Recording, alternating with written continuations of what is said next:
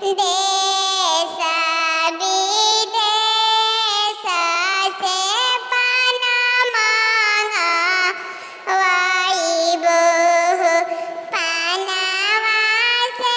मारो देबो छावाई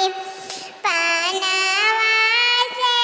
मारो देबो छावाई चिठिया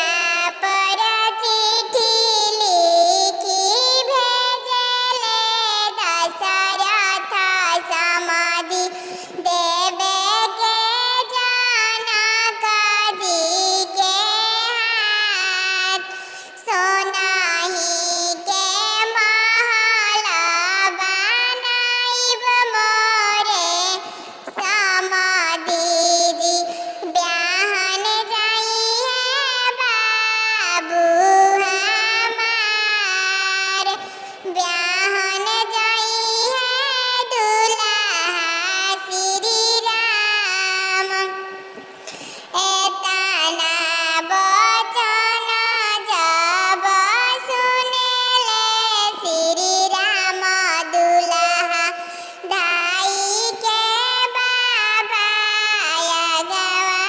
जाय जेकरा ही घरवाया माँ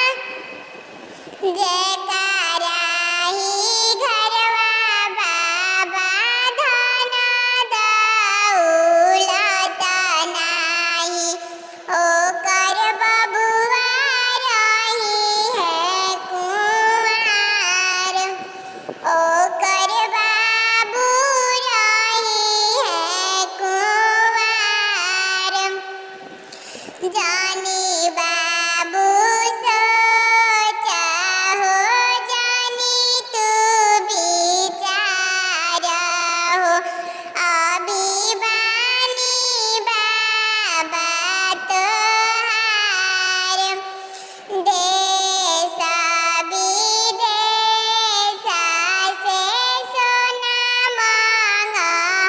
मांगवाइबो सोनाही के महल बनाई सोनाही के महल बनाई दूध भात खियावानी हो खोरावन सुगनावा के सुगना उड़ी गईले आकाश सुगना उड़ी गईले आकाश हम